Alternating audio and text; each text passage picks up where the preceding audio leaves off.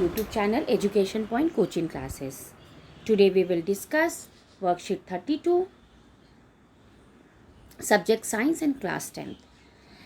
The topic for today is image formation by a spherical mirror and a mirror formula. जो spherical mirror से कैसे image forms होते हैं और mirror formula के बारे में हम पढ़ेंगे. So the intersection we must consider the following rule for image formation के लिए कुछ रूल्स हमें अपनाने पड़ते हैं. The intersection of at least 2 reflection rays give the position of the image of the point. अगर आपको किसी का इमेज दिखाना है तो कम से कम 2 रिफ्लेक्टेड रेज तो आपको चाहिए ही, क्योंकि उन्हीं का जो इंटरसेक्शन पॉइंट होगा वो आपको इमेज का पोजीशन बताएगा. Any 2 of the following raise can be consider for the locating the inner. इनमें से कोई भी 2 इमेज को, जैसे कि हम इमेज ड्रॉ करते हैं, रिफ्लेक्टिंग एरर होता है और दूसरा जो है पैरेलल होके जाता है, तो ये जो इंटरसेक्शन पॉइंट ज़रूरी है. तो 2 रिफ्लेक्टिंग रेज की ज़रूरत है किसी भी इमेज को बताने के लिए. नाउ द रेज, ये आपका फर्स्ट रूल हो गया. The ray parallel to the principal axis. अगर प्रिंसिपल एक्सिस से पैरेलल कोई रेज जा रही है, ये प्रिंसिपल एक्सिस है ये, और इसके पैरेलल अगर कोई रेज जा रही है तो वो जो है मिरर से टकराने के बाद फोकस कॉनकेव मिरर में it appears to diverge in the principal axis. तो कनकेव और कनकेव मिरर और कन्वेक्स मिरर दोनों में अलग अलग आता है.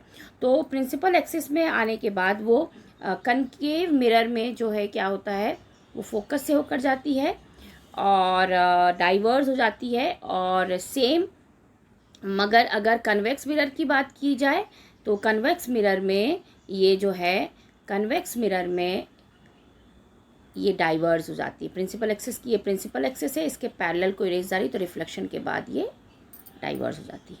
फाइन. तो ये आपका सेकेंड रूल हो गया. थर्ड रूल, अरे passing through the centre of curvature mirror or detect the direction of the center of curvature of the convex mirror. After reflection is reflect back to along the same path. मान लीजिए कोई concave mirror है, ठीक है, और एक कोई रे है जो कि सेंटर ऑफ कर्वेचर से होकर जा रही है. अगर कोई रे आपका सेंटर ऑफ कर्वेचर से होकर जा रही है तो वो रिफ्लेक्शन के बाद वापस वहीं से लौट जाती है. ये थर्ड रूल है. फाइन.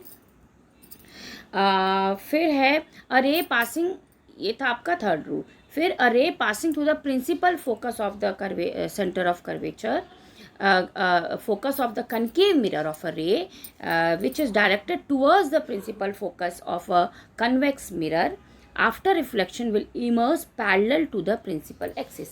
अगर कनकेव मिरर ही ले लें और आपका कोई रेज जो है अगर फोकस से होकर जाता है, सपोज ये कोई ऑब्जेक्ट है, दिस इज एन ऑब्जेक्ट, और कोई रे अगर फोकस से होकर जा रहा है तो वो टकराने के बाद प्रिंसिपल एक्सिस के पैरेलल हो जाएगा. फाइन. ये आपका एक रूल हो गया. Next, a ray incident obliquely to the principal axis towards a point P pole on the concave mirror और convex mirror is reflected obliquely. ठीक है, प्रिंसिपल पोल से होकर जाने वाली जो है पोल पर ही ऑब्लिकली रिफ्लेक्ट हो जाती है. इस तरह से 1 2 3 4 इस तरह से आपने ये रूल पढ़ा. बिना इस रूल के you can not show a ray diagram और you can show the reflection of in the mirror. Now there is a spherical mirror concave और convex. This is the spherical mirror of concave and convex. Fine. So you can see that इसमें क्या लिखा है कि a ray diagram and the position of a image of a different. आपको इसमें NCERT notebook chapter 10 देखेंगे तो आपको रे डायग्राम्स दिए हुए हैं, बहुत अच्छे से एक्सप्लेन किया गया है. You will get all those ray diagram from there and you can write in the comments if you want separately. I can draw and show you also. Fine. So ये है आपका. और एक let us discuss now about mirror formula. What is this mirror formula?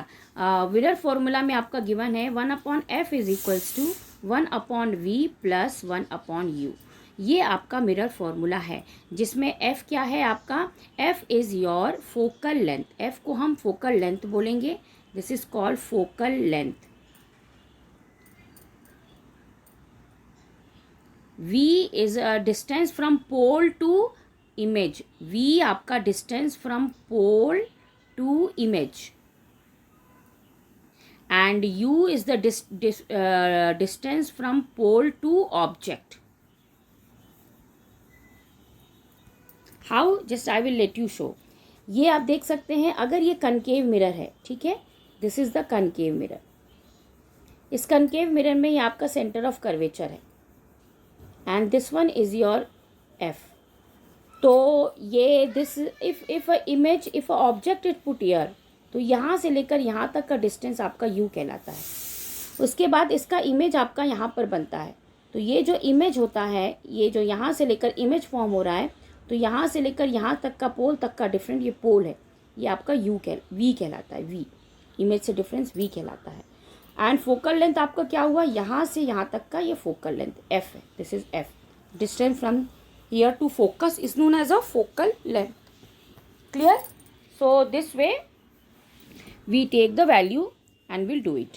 And there is one more, magnification है. Magnification निकालने का formula m is equals to होता है, अगर आपको इमेज और ऑब्जेक्ट का हाइट दिया है, h1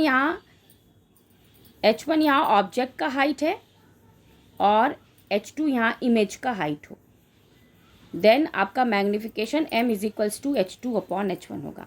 एक और फॉर्मूला मैग्निफिकेशन का है, अगर h2 हाइट नहीं दिया है, v और u दिया है, तो minus v upon u. This is the magnification rule. ठीक है.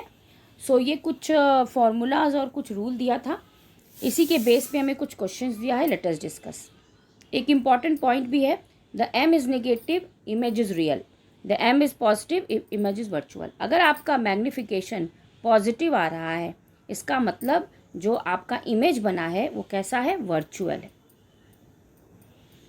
और अगर आपका m जो है नेगेटिव आ रहा है, इसका मतलब इमेज कैसा है, रियल है. रियल होगा तो इन्वर्टेड होगा, वर्चुअल होगा तो इरेक्ट होगा. Fine. Now okay, let us do some practice question which is given over here. Question number 1 is that a concave mirror produce a magnifying image.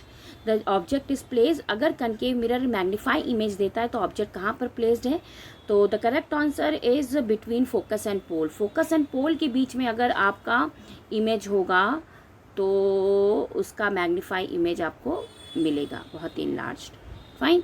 Late us do. तो पहला आपका C हो गया. Second, the position of image is at C. अगर C पर कोई image form हो रहा है तो तो इसका मतलब वो ऑब्जेक्ट कहाँ रखा होगा, इसका मतलब वो ऑब्जेक्ट भी सी पर होगा. इन सब ये जो आपको दिया था ना एनसीईआरटी के पेज नंबर पे मेंशन है, उस सब पे आपको ये सारी चीज़ें मेंशन है. तो ये इसका मतलब सेंटर ऑफ कर्वेचर, अगर सेंटर ऑफ कर्वेचर के ऊपर सी पर कोई ऑब्जेक्ट रखा होता है तो उसका इमेज सेम नीचे बनता है, सेम नीचे सेम साइज का, और उसी एट सी पर ही बनता है. फाइन. सो ये सी है और इसका भी at D. A mirror produce a real inverted and highly enlarge image. अगर रियल हो, इन्वर्टेड हो, हाईली इनलार्ज हो, तो वो कौन सा मिरर है, तो डेफिनेटली ये आपका कनकेव मिरर है. इसमें सारे जो है इन्वर्टेड इमेजेस होते हैं, एक को छोड़कर.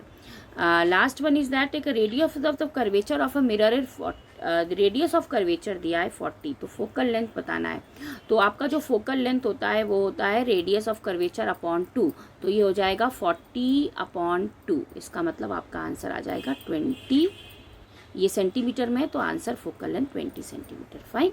सो तो इसका आंसर आपका आ गया 20 सेंटीमीटर. फाइन. नेक्स्ट है आपका यहाँ पे, this is mention, you have to write the true and false. Okay. तो पहला है, a ray parallel to the principal axis after reflection will passes through the principal focus in case of concave mirror. Yes, ray जो है वो principal axis पे है तो वो कनकेव मिरर में पास करता है प्रिंसिपल फोकस से होकर. That is true. So first one is your true. Second, a ray incident oblique to the principal axis toward a point P on the concave or convex में reflected parallel. No, ये false है, बल्कि उसी में वापस oblique हो जाता है पोल पे ही, तो ये फॉल्स है.